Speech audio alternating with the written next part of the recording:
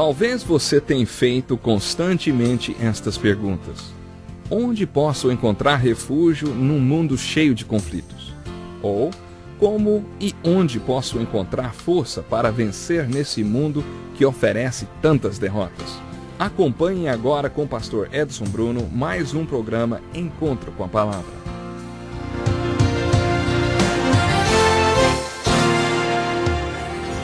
Olá, seja muito bem-vindo para mais um Encontro com a Palavra. É uma grande alegria ter você conosco.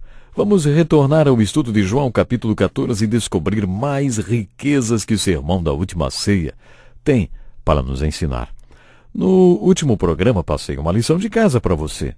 Você não se esqueceu, não é? Pedi que você lesse o parágrafo que vai do versículo 8 a 14, do capítulo 14 de João.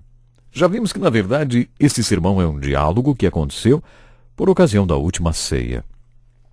Parece que Jesus ensinou os discípulos a questionarem. Como os grandes rabinos que vieram antes dele, Jesus usava o método de perguntas e respostas para ensinar. Esse é um método marcante e característico entre os rabinos. Uma vez perguntaram ao rabino Hillel, por que os rabinos sempre respondem uma pergunta com outra pergunta? E aí o rabino Hillel respondeu, e por que não faríamos isto? Era assim que Jesus ensinava, fazendo perguntas. Acho que os discípulos assimilaram o método de Jesus e por isso fizeram tantas perguntas a ele. Quando eles não entendiam o que Jesus estava falando, não hesitavam em perguntar.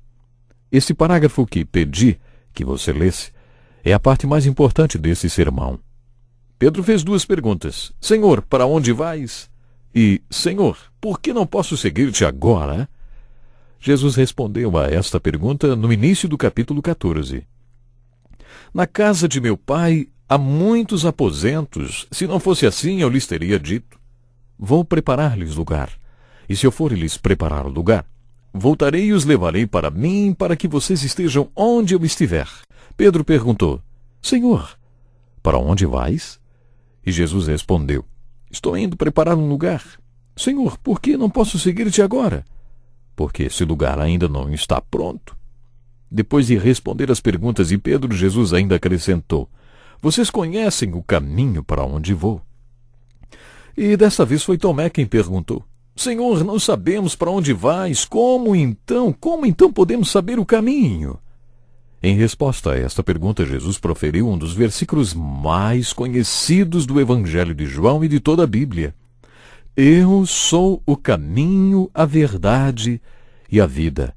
Ninguém vem ao Pai, a não ser por mim. Parece que com esta resposta Jesus quis provocar outra pergunta, porque logo depois da resposta à pergunta de Tomé, ele declarou, se vocês realmente me conhecem, conheceriam também o meu Pai. Já agora vocês o conhecem e o têm visto. Isto fez com que Filipe dissesse, Senhor, mostra-nos o Pai, e isso nos basta. Você já deve ter reparado que no Evangelho de João, Jesus está sempre falando do Pai. Ele mencionou o Pai 124 vezes nesse Evangelho, e 43 vezes durante a última ceia. Então, isto era tudo que Filipe estava ouvindo, o Pai, o Pai, o Pai. Jesus estava sempre falando sobre o Pai. Aí Filipe disse, Senhor, mostra-nos o Pai, isso nos basta. A resposta de Jesus ao pedido de Filipe é o nosso tema de hoje. Você não me conhece, Filipe, mesmo depois de eu ter estado com vocês durante tanto tempo. Quem me vê, vê o Pai. Como você pode dizer, mostra-nos o Pai? Você não crê que eu estou no Pai e que o Pai está em mim? As palavras que eu lhes digo não são apenas minhas. Ao contrário, o Pai que vive em mim está realizando a sua obra. Creiam em mim quando digo que estou no Pai e que o Pai está em mim. Ou pelo menos creiam por causa das mesmas obras. Digo-lhes a verdade, aquele que crê em mim fará também as obras que tenho realizado. Fará coisas ainda maiores do que estas, porque eu estou indo para o Pai. E eu farei o que vocês pedirem em meu nome, para que o Pai seja glorificado no Filho. O que vocês pedirem em meu nome, eu farei. Vamos dar uma parada aqui e ver o que Jesus disse nesse trecho do sermão da última ceia. No último programa, quando passamos a lição de casa para você, Comentamos que este é o trecho mais importante do sermão da última ceia.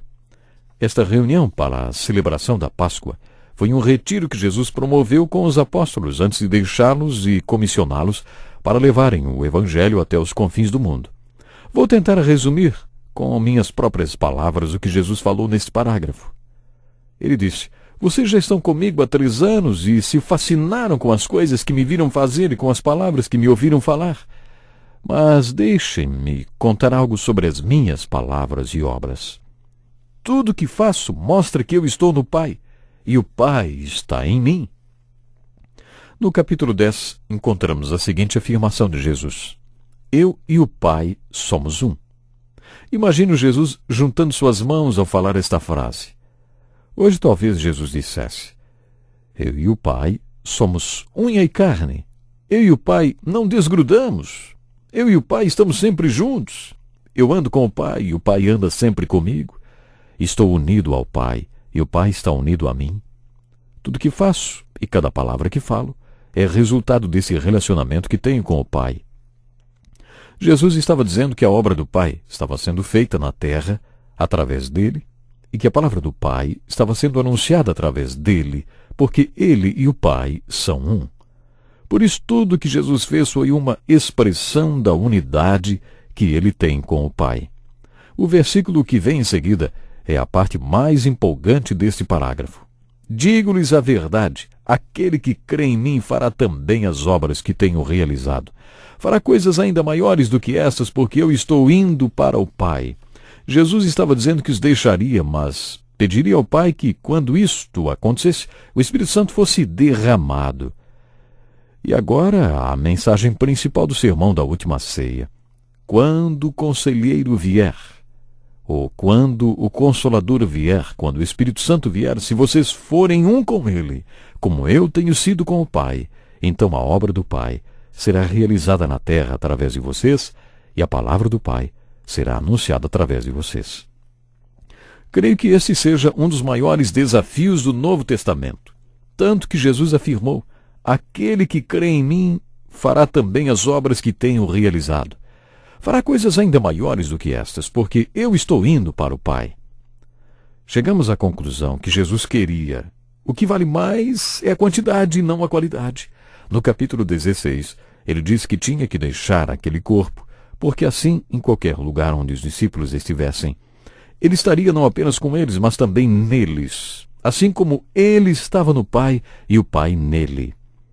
Isso quer dizer que onde quer que um deles estivesse, ali ele estaria. No capítulo 2 de Filipenses, lemos que quando Jesus veio ao mundo como homem, largou mão de alguns de seus atributos como Deus, por exemplo, a onipresença. Deus está em todo lugar. Durante os 33 anos em que Jesus viveu na terra, ele só podia estar em um lugar de cada vez.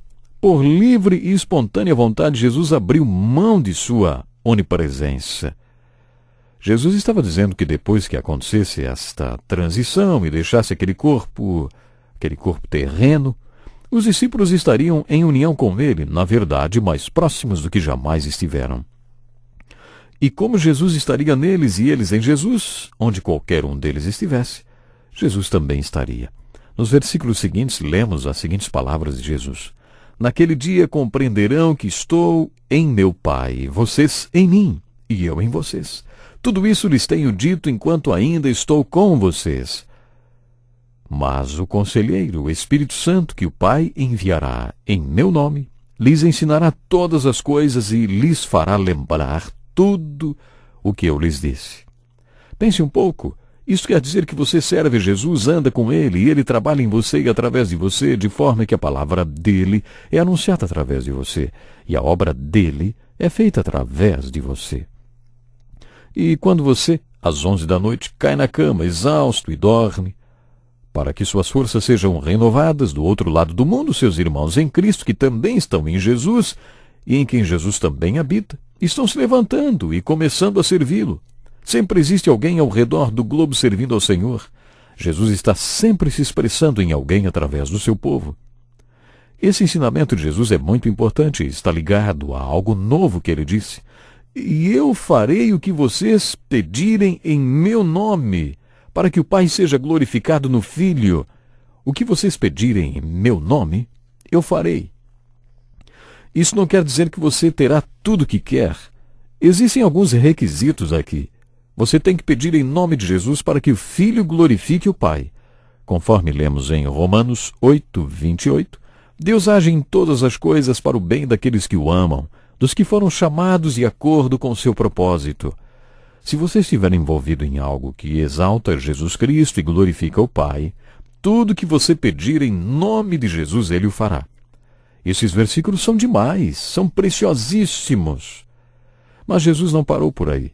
Ele continuou no versículo 15, dizendo: Se vocês me amam, obedecerão aos meus mandamentos, e eu pedirei ao Pai, e Ele lhes dará outro conselheiro ou consolador, para estar com vocês para sempre, o Espírito da verdade. O mundo não pode recebê-lo porque não o vê, nem o conhece.